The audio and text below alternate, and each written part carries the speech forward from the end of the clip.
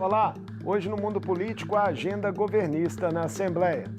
Após um processo de obstrução da oposição, alguns vetos do governador Romeu Zema a projetos orçamentários foram mantidos e outros derrubados essa semana no plenário.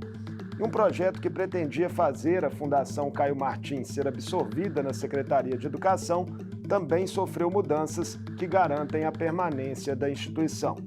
Qual o saldo dessas votações para o Executivo? E o que a base deve priorizar a partir de agora?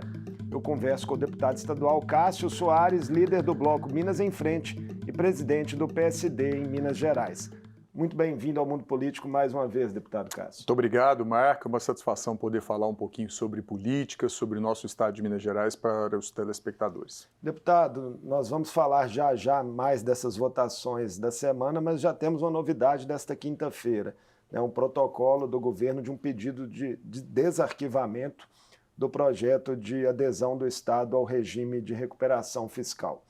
O senhor acredita que agora esse tema tem clima para avançar na Assembleia, ao contrário das tentativas anteriores? Olha, ainda é cedo para afirmarmos que existe clima, né? Mesmo porque nós estávamos atarefados com outras pautas aqui da Assembleia e agora o governo teve essa decisão de desarquivar o projeto, preocupado com a situação financeira, preocupado com a dívida do Estado, que está sob júdice em ações junto ao STF, e por causa disso o governo tomou essa decisão de desarquivar. É claro, agora nós vamos ter muito diálogo, muito debate, muito trabalho das comissões, e também sem perder de vista que o governo federal ele tende a mudar os aspectos e as exigências que constam no programa do regime de recuperação fiscal imposto pelo governo federal. Esse tema, inclusive, parecia estar meio em compasso de espera, né, de um acerto entre as áreas técnicas, tanto do governo de Minas quanto do governo federal, sobre essas contrapartidas. Houve até um prazo ao Executivo Estadual, né, para que apresentasse isso. Parece ter vencido ontem.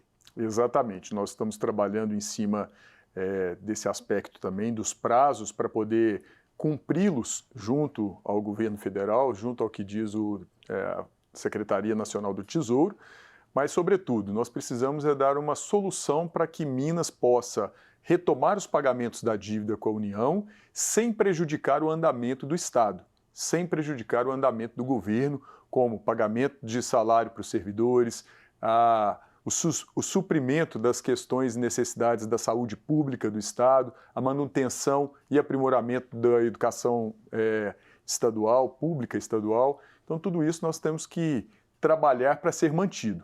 Caso venha uma decisão de que Minas precise pagar a dívida retroativamente nesses tempo todo que deixou de pagar... E deixou de pagar por liminares, né? Sempre exatamente. Nós teríamos um colapso muito grande em Minas. Então, é questão de responsabilidade pensarmos em alternativas e em saídas. Então, vamos falar agora das votações dessa semana, né? A pauta foi destravada aí, o processo de obstrução durou algumas semanas e adversários do governo Zema celebraram como vitória, né, alguns vetos ali que acabaram sendo derrubados por acordo de líderes. Qual foi o sentimento da base? Sentimento de que foi construído acordo, e acordo não há vencidos e vencedores, há entendimento e consensos. Fato é que, após os acordos construídos, nós conseguimos avançar e os vetos que foram derrubados são vetos que são importantes para a população mineira também e que naquele momento que foi vetado, o governo tinha motivos para tanto. Mas depois disso nós nos esforçamos e solicitamos ao governo a adequação para que pudessem levar adiante os temas que estavam sendo colocados pelos vetos que foram derrubados. Um deles, né, o PPAG, foi ao trecho que previa investimentos ali na criação de centros de referência para pessoas com transtorno do espectro autista, a partir de um destaque da oposição, mas que foi apoiado praticamente pelo conjunto dos parlamentares. Foi uma votação unânime. Todo mundo votou para derrubar esse ponto do veto e quem ganhou com isso foram os autistas, né, a pessoa com espectro autista. Faltou um pouquinho de sensibilidade, talvez, ao governo na hora de avaliar esse ponto do projeto? Eu não creio que sensibilidade, porque o governo também possui as suas políticas públicas voltadas para a defesa e proteção também da pessoa com espectro autista. Mas ali é uma política a mais que a gente pode implantar e que talvez naquele momento pudesse ter tido um diálogo maior. Outros trechos derrubados foram destacados pela própria base, né, deputado Cássio, para permitir ali a destinação de emendas de bancadas às áreas de segurança pública e ao sistema socioeducativo. Até então, essas emendas estavam restritas à saúde e educação. O que pesou nesse entendimento? Pesou que segurança pública também deve ser prioridade das políticas que nós apresentamos ao governo do Estado. Então, foi uma questão burocrática apenas para a população entender, facilitou nós, deputados estaduais, destinarmos recursos para fortalecimento da segurança pública, compra de viaturas, equipamentos, armamentos, reformas de quartéis, enfim, seja aquilo que for importante para a Polícia Militar, Polícia Civil, sistema prisional e socioeducativo, nós agora vamos ter essa facilidade a mais de fazer os investimentos com emendas parlamentares.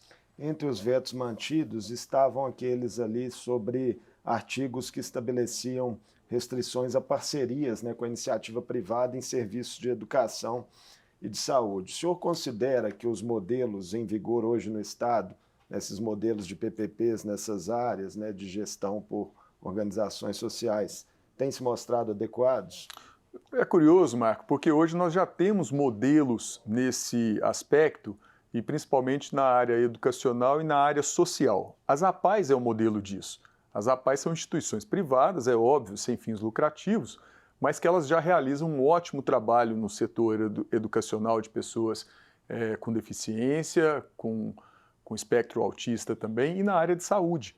Nós temos hoje os asilos, que muitos deles são administrados pela Sociedade São Vicente de Paulo, que também fazem um trabalho magnífico e muito bom. Também é um terceiro setor que a gente chama.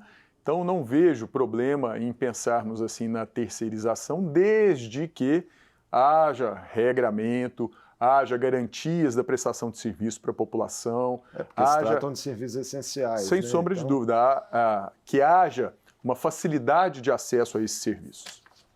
Então, outro projeto voltado essa semana, né, deputado Cássio, envolvia ali a Fundação Caio Martins, e esse rendeu longos embates, né, em comissões e no plenário. A intenção inicial do governo era fazer a FUCAM ser absorvida pela Secretaria de Educação. A oposição e alguns deputados da própria base, desde o início ali, se mostraram contra. O conjunto dos deputados acabou sendo convencido de que o caminho deveria ser outro? Como é que foi esse processo até que se mudasse o entendimento? Foi um debate bonito, foi um debate caloroso, foi um debate acalorado também, mas que no final o entendimento prevaleceu, o consenso também. O objetivo do Estado, do governo, foi atingido. As crianças, os jovens que passam pela educação na Fundação Caio Martins serão absorvidos pela Secretaria de Estado de Educação. A Secretaria vai fazer a gestão e cuidar da educação dessas crianças que hoje são atendidas pela Fundação Caio Martins. A oposição queria que a FUCAM não fosse extinta, simbolicamente quase dizendo. E ela não será, o CNPJ será mantido, os imóveis, as fazendas que pertencem à FUCAM também serão preservados e o mínimo de cargos para administração e gestão desse legado também será mantido. Então todo mundo saiu satisfeito com o consenso construído. Houve também, né, dentro desse consenso, uma transferência de cargos comissionados da FUCAM para a Secretaria de Governo. Será que esses cargos não fazem falta à instituição?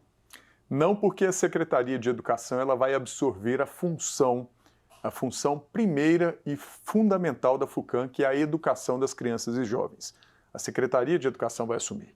Então ela vai dotar a FUCAM de professores, diretores, secretários, assistentes, seja quais forem os profissionais necessários para dar uma boa educação a essas crianças. Esse é o objetivo maior. Agora o restante, aí é um arranjo interno do governo que entendeu por bem fazer uma transferência de determinados cargos para a Secretaria. Essa Secretaria de Governo, né, ela parece que tem crescido, de fato, né? Há uma Secretaria da Casa Civil que foi criada pela reforma administrativa.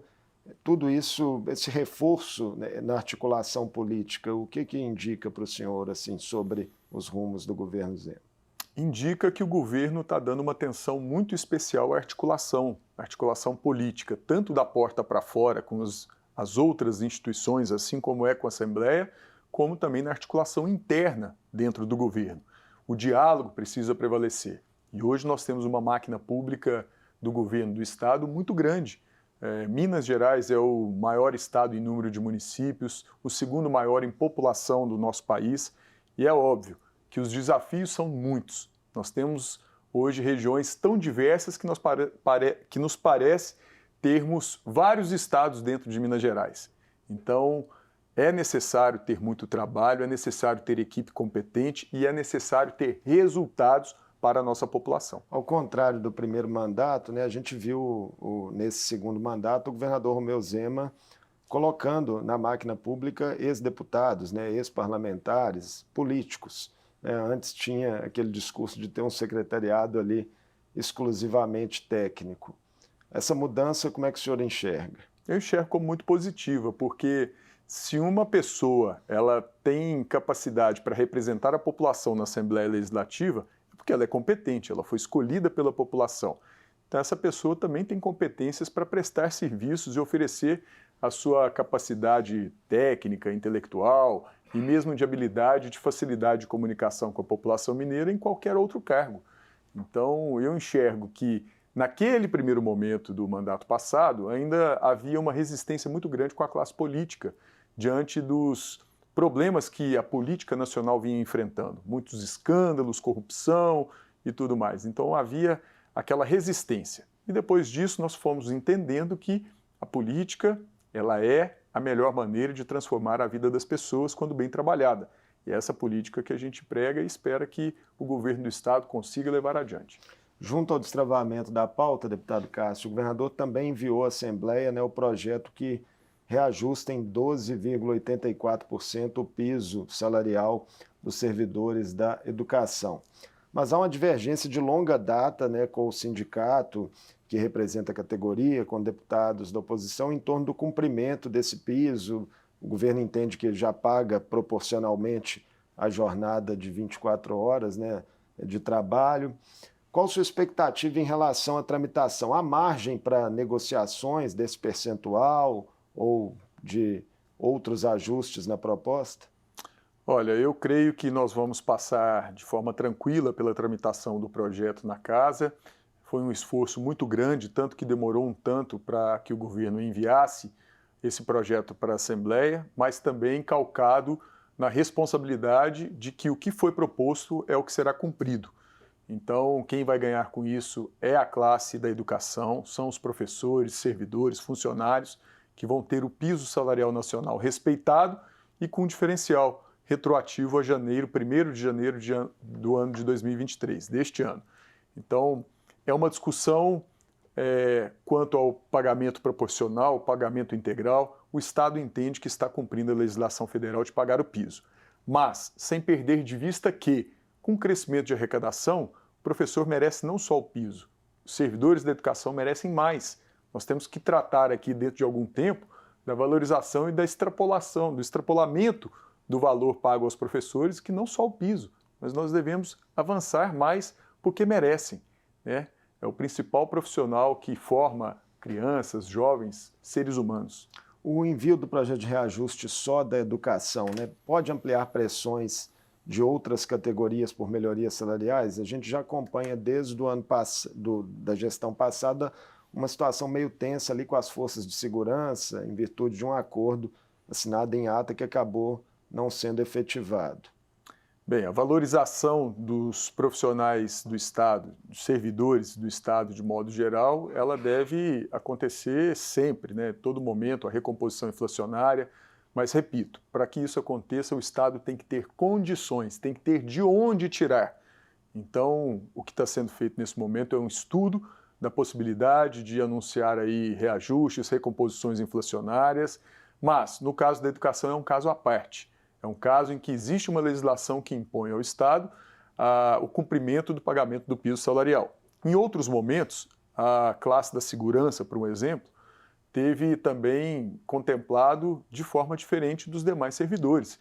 Então agora, o que nós queremos? Valorizar os profissionais. Quem está aí na rua fazendo a nossa segurança merece, quem está nos hospitais, os profissionais da área de saúde pública também merecem bastante, os administrativos, do meio ambiente, enfim, todos merecem, mas o Estado tem que dar conta. O governo já sinalizou quando pretende mandar uma proposta para o conjunto dos servidores? Não, ainda não deu esse prazo. Eu não me arriscaria aqui também, porque é uma questão muito interna e técnica do governo do Estado.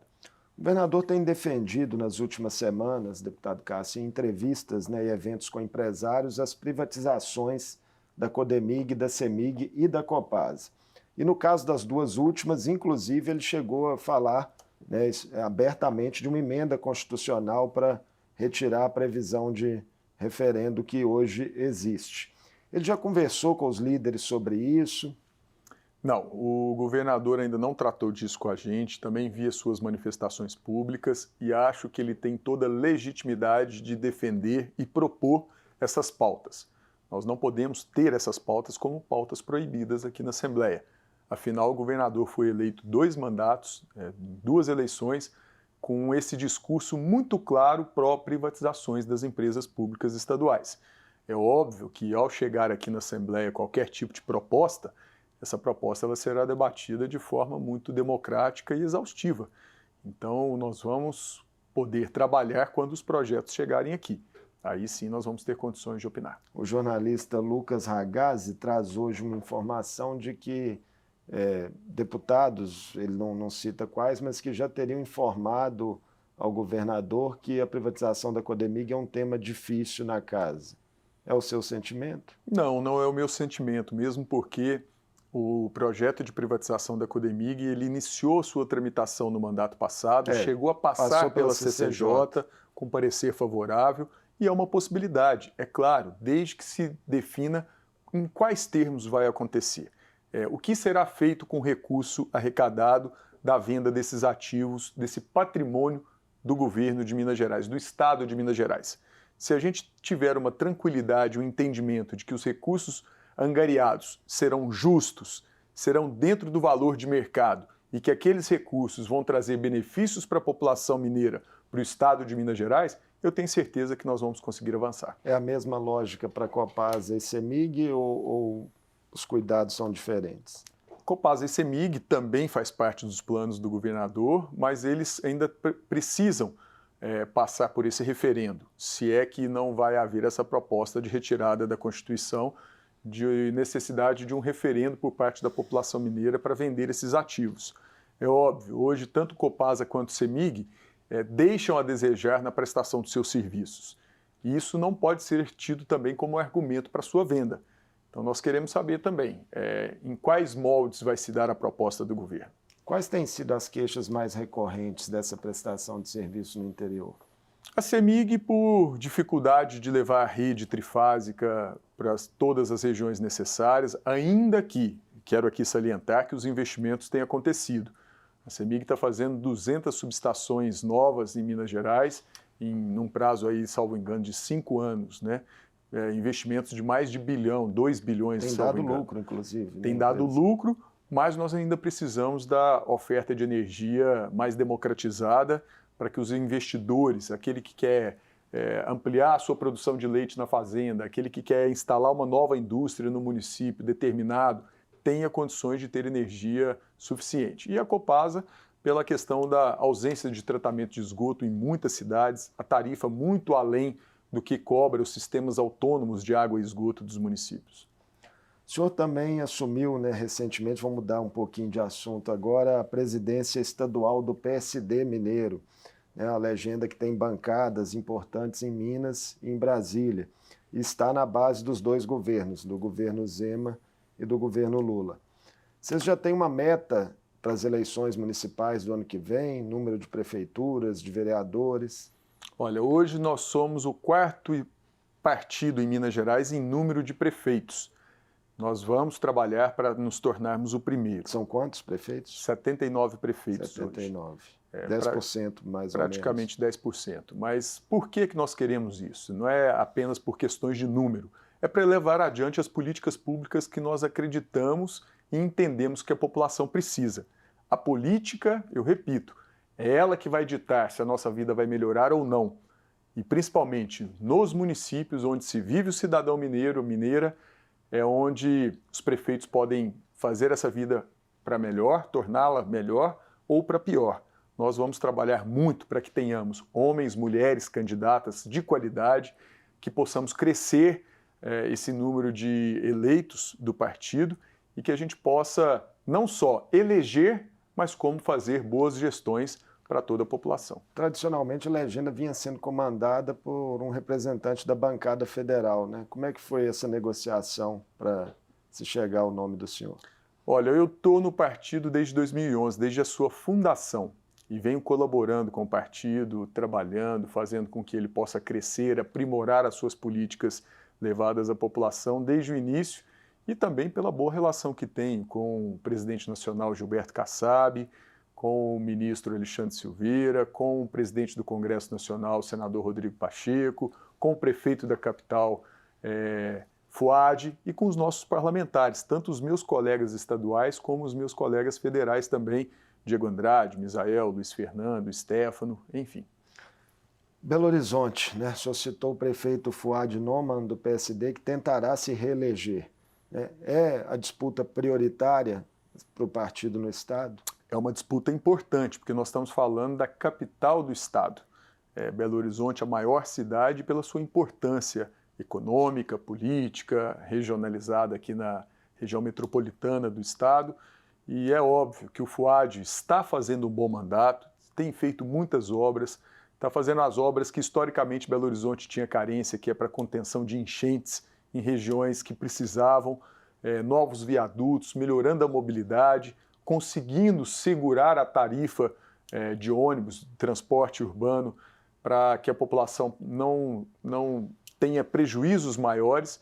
E assim sendo, o Fouad, tendo a vontade de ser candidato à reeleição, ele será e terá todo o apoio do partido. O ex-prefeito da capital, Alexandre Calil, né, que disputou inclusive o governo de Minas pelo PSD, tem dado sinalizações de que não vai apoiar Fouad.